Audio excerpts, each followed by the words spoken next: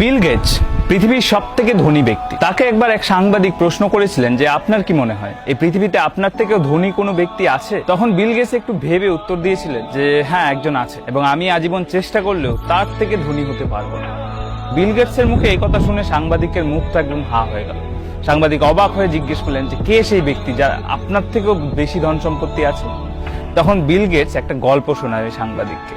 সেই গল্পটা বেশ কিছু বছর আগে। তখন বিল গেটস হয়ে ওঠেনি, অর্থাৎ পৃথিবীর সব থেকে ধনী ব্যক্তি হয়ে ওঠেনি, তাকে পৃথিবীর সবাই চিনত না। তখন সে একজন সাধারণ বিজনেসম্যান, এবং সে কোথাও একটা ট্রাভেল করতে গিয়ে নিউ ইয়র্ক এয়ারপোর্টের সামনে এক খবরের কাগজ বিক্রেতাকে দেখেন, এবং খবরের কাগজ বিক্রেতাকে দেখে তিনি এগিয়ে যান একটা খবরের কাগজ কিনবেন বলে। গিয়ে একটা খবরের কাগজ হাতে নেন। হাতে নিয়ে যখন টাকা দিতে যাবেন, সেই মুহূর্তে বিল গেটস লক্ষ্য করেন যে তার পকেটে খুচরো পয়সা নেই। ভাবা যায় বিল গেটসের কাছে পয়সা নেই।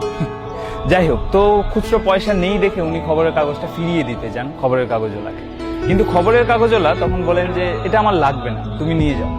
বলছে না না, আমার কাছে পয়সা নেই। বললো ঠিক আছে, পয়সা লাগবে না, এটা আমার তরফ থেকে তোমার গিফট, তুমি নিয়ে। তো বিল গেটস প্রথমে রাজি না হলেও পরে ওই খবরের কাগজটা নিয়ে নেয়, এবং উনি ওনার ফ্লাইট ধরার জন্য এয়ারপোর্টে ঢুকে যায়। তার বেশ কিছু বছর পর কোইন্সিডেন্টলি আরো একবার নিউ ইয়র্ক এয়ারপোর্টের সামনে বিল গেটস ওই খবরের কাগজ বিক্রেতাকে দেখতে পায়, এবং দেখতে পেয়ে এগিয়ে যায় আরো একটা খবরের কাগজ কিনবে বলে।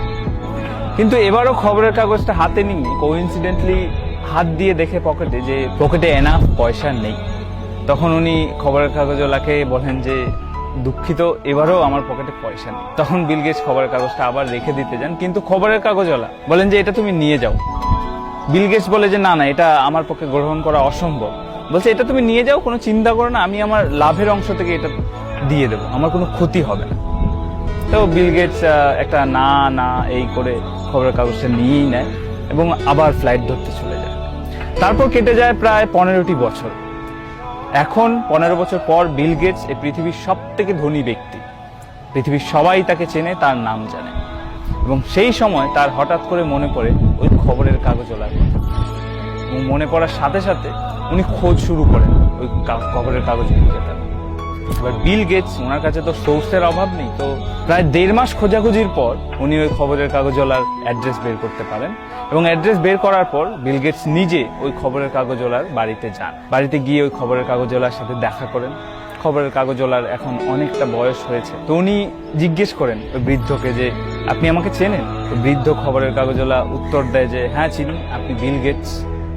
তখন বিল গেটস বলেন যে আপনার কি মনে আছে আপনি আমাকে একবার সাহায্য করেছিলেন, এয়ারপোর্টে একটা খবরের কাগজ দিয়েছিলেন এবং কোনো পয়সা নেননি? তখন ওই বৃদ্ধ লোকটি হেসে বলে হ্যাঁ আমার মনে আছে, একবার নয়, আমি তোমাকে 2বার খবরের কাগজ দিয়েছি বিনামূল্যে। তখন বিল গেটস বলে যে আমি আপনার ওই দিনে সাহায্য ফিরিয়ে দিতে চাই।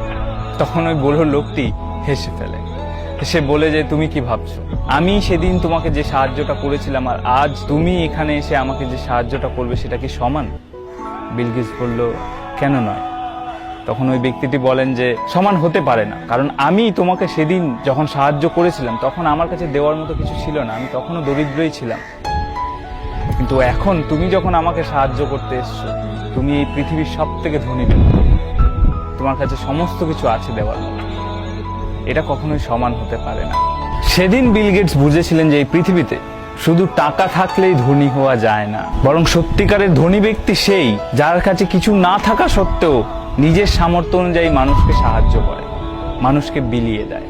তো এই গল্পটা সাংবাদিককে শোনানোর পর বিল গেটস বলেছিলেন যে সেদিন আমি বুঝেছিলাম আমি এই পৃথিবীর ধনী ব্যক্তি কখনোই হতে পারবো না। এই পৃথিবীর সব থেকে ধনী ব্যক্তি সেই যে নিজের কাছে কিছু না থাকা সত্ত্বেও মানুষকে সাহায্য করতে পিছপা হয় না, যার কাছে কিছুই না থাকা সত্ত্বেও সাহায্যের হাত বাড়িয়ে দিয়েছে, যে মানুষকে সাহায্য করার জন্য পৃথিবীর সব থেকে ধনী ব্যক্তি হওয়ার অপেক্ষা করেনি।